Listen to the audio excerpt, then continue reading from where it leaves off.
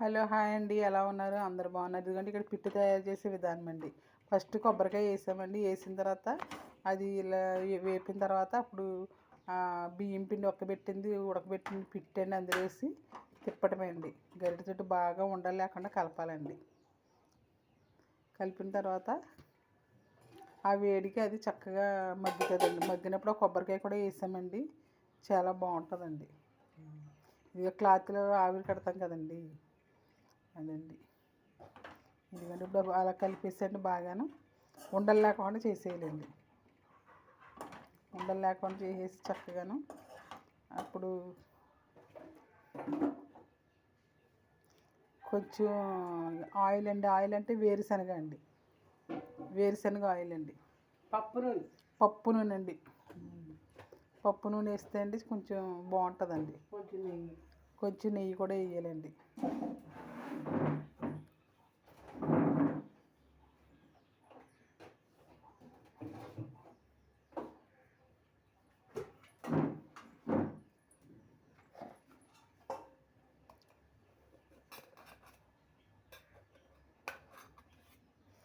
కొంచెం నెయ్యి వేస్తామండి. అంటే మనకు సరిపడినట్టుగా వేసుకుని మళ్ళీ ఎక్కువ వేస్తే ఎగిట్టుగా ఉంటుంది కదండి తినేటప్పుడు.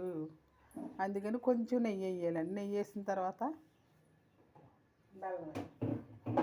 కొంచెం నెయ్యి వేసిన తర్వాత అండి మళ్ళీ బెల్లం వేయాలండి.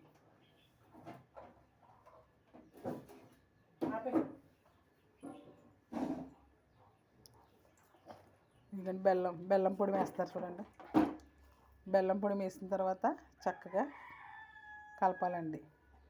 కలిపిన తర్వాత అప్పుడు స్టవ్ ఆఫ్ చేసేయాలండి. మళ్ళీ పాకం అయిపోతుందండి. అప్పుడు బెల్లం వేసిన తర్వాత ఉండలు చుట్టాలండి.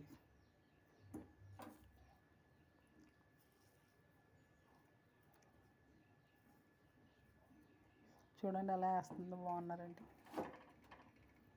ఇలా వేసిన తర్వాత అండి చక్కగా ఇలా చుట్టాలని చెప్పి సరిపోతుంది.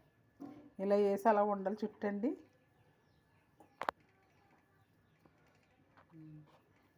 ఇలా చుట్టి చక్కగా తినాలండి.